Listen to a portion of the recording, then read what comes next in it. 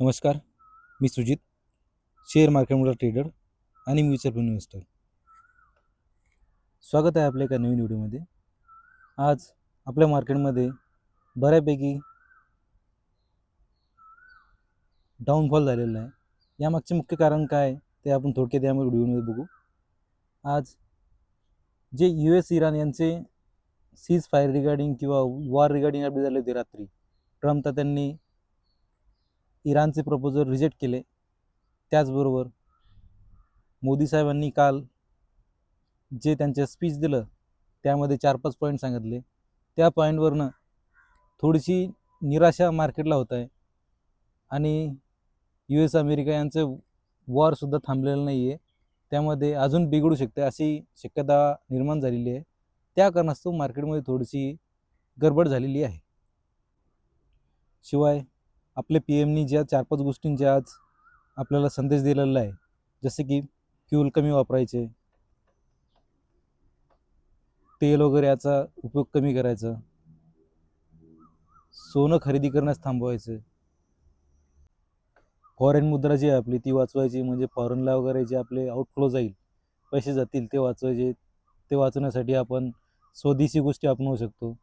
शिवाय बाहेरच्या देशांमध्ये फिरायला जाणे टाळणे, हे त्यांनी 4-5 असे जे संदेश दिलेले आहेत. या संदेशमधून असं दिसतंय की इकॉनॉमीवरती थोडंसं डेंट पडण्याची शक्यता आहे. याच काळजीपोटी मार्केट थोडंसं खाली आलेलं आहे. आणि शिवाय गोल्ड रिगार्डिंग जे स्टॉक आहेत त्यांच्यामध्ये भयंकर आज डाऊनफॉल आलेला आहे. तो फक्त सोने खरेदी करणे थांबवा या शब्दामुळे आलेला असू शकतो, परंतु त्याचे मागचे रहस्य अजून डीपमध्ये लोक असं समजत आहेत की इकॉनॉमी खरोखर ट्रबलमध्ये येऊ शकते काय, हा एक संभ्रम निर्माण झालेला आहे. एकंदरीत या लेक्चरवरून आपण जर लक्षात घेतलं तर असं दिसत आहे की फॉरेन डॉलर जो आहे तो आपल्याला सेव्ह करणं गरजेचं आहे, होल्ड करणं गरजेचं आहे. आपली मनी बाहेर न जाता आपण ते सेव्हिंग कसे करता येईल याच्याकडे फोकस करणे जास्त गरजेचं आहे. जसं की आपण जी गोल्ड खरेदी करतो, हे गोल्ड आपल्या भारतात बनत नाही, हे फॉरेनमधून इम्पोर्ट करावं लागते. इम्पोर्ट करण्यासाठी आपल्याला डॉलर द्यावं लागतात. जर आपली मुद्रा डॉलर बाहेर गेले तर इकॉनॉमीवरती डेंट पडण्याची खूप मोठी शक्यता असते. त्या कारणास्तवच मोदी साहेबांनी हे सजेशन दिलेलं आहे की सोनेसुद्धा कमी खरेदी करा, जेणेकरून आपली मुद्रा बाहेर जाणार नाही.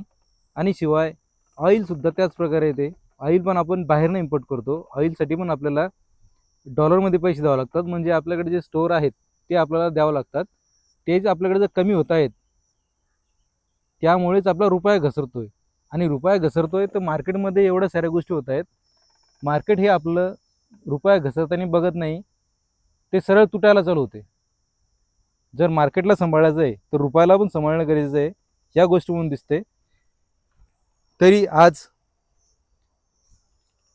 जे गोल्ड रिगार्डिंग स्टॉक वर्क करतात त्यांच्यामध्ये जो डाऊनफॉल आलेला आहे, त्यामध्ये चांगले व्हॅल्यू फॉर मनी कंपनी ज्या आहेत, जसे की टायटन झाले, PC ज्वेलर्स झाले, अजून तुमच्या फायनान्शियल ॲडवायझर डिस्कस करून जी चांगली कंपनी वाटेल त्या कंपनीमध्ये थोडी थोडी इन्व्हेस्टमेंट करणं खूप फायदेशीर ठरू शकते. कारण हे सरकारने जे सांगितलं आहे हे थोड्या दिवसासाठी आहे, 1 वर्षासाठी आहे.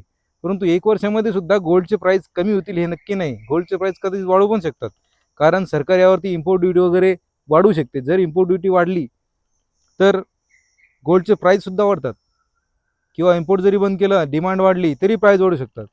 त्यामुळे ह्या कंपनीचा बिझनेस खूप छान आहे ना, या कंपनीमध्ये काही फॉल्ट आहे. फक्त आपण होल्ड करणे गरजेचं आहे. सो दिलेली माहिती व्हिडिओमधली आवडली असेल तर व्हिडिओला नक्कीच लाईक करा आणि शेअर करा, चॅनलला सबस्क्राईब करा. धन्यवाद. नमस्कार.